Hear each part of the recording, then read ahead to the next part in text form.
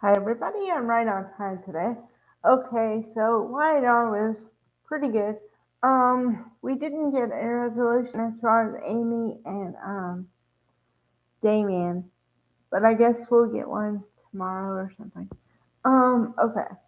But we did more well, not more information, but just more reasons why Audra and Holden have a connection. We still don't know the real, like, I assume that they had a relationship in the past because I would hope that if it was anything more, they would tell us that. But we still don't know. And there was an interesting moment in the beginning of the episode where Audra is saying to Holden, You know, the last thing I need is for Nate to be suspicious, and you gotta get out of here. Meanwhile, okay, if I was in the same scene, I would say, I would say whatever you have to say to Holden, and then book it. Just leave, okay?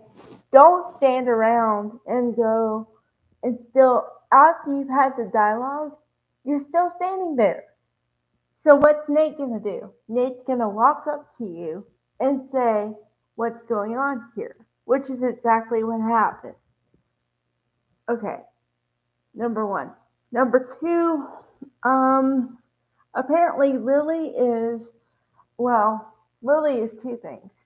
Lily is still mad at Victor and Nikki for what they did to her, which is they made her believe they lied to her. They made her believe that she was going to be in the same position that she was in at Winters at Newman, and she wasn't.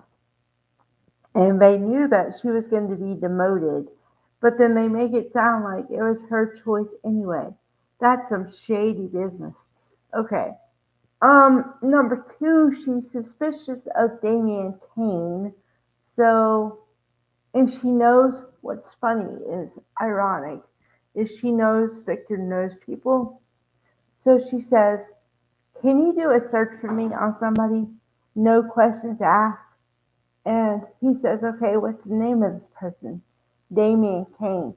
So as soon as the name came out of her mouth, I said, "Okay, apparently she's still suspicious of his whole story and everything else," which I would be too, because it just didn't come out clean.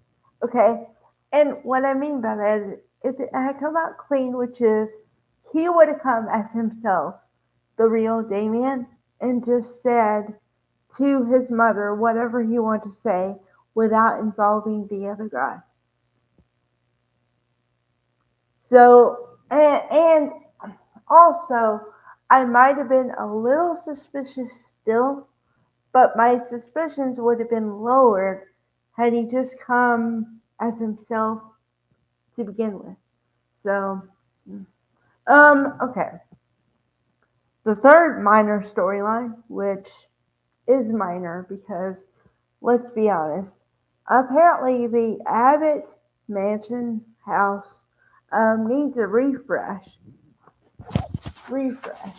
because Diane has been pulling for this for at least a week now, and Jack is very, very hesitant because he's afraid that if they change anything in that house, it's going to change the character of it and everything else. I am on the side of I understand that once a place has a look, you don't want to change it too much. However, this house has been in the whatever being used for as long as the soap opera's been on, pretty much, I believe. Give or take maybe a few years. I'm not aware of exactly when they started using the set as their house. But I mean, it's been a long time. And it's really funny because whenever they're going to do something to a set, they have to write it into the script. And there's always some hesitancy on the part of somebody.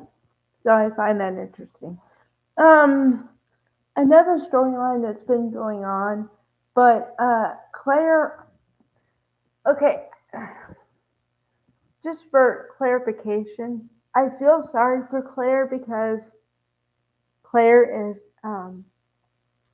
Haley Aaron is not a newbie in the sense of completely brand new, but she's relatively new. So she's getting the backstory of everybody and everything from everybody else, right?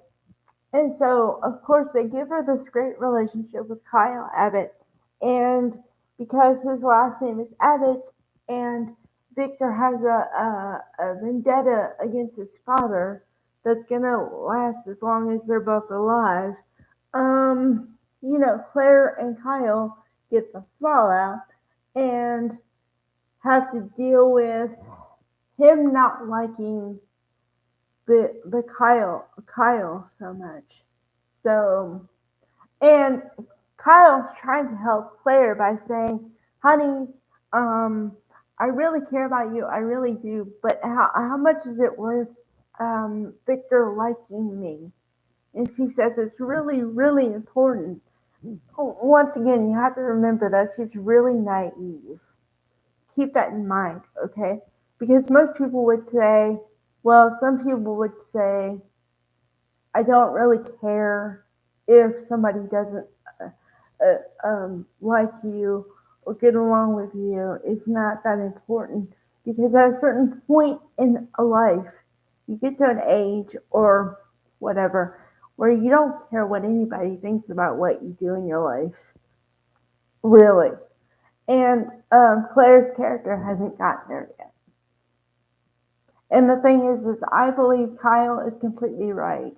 Now, the interesting thing here is that I told you last week that apparently Victor has an affinity for Kyle being with Summer as opposed to Claire. Now, I understand it on some kind of point where he's trying to save her innocence or whatever, but you know, first of all, you can't help who you like.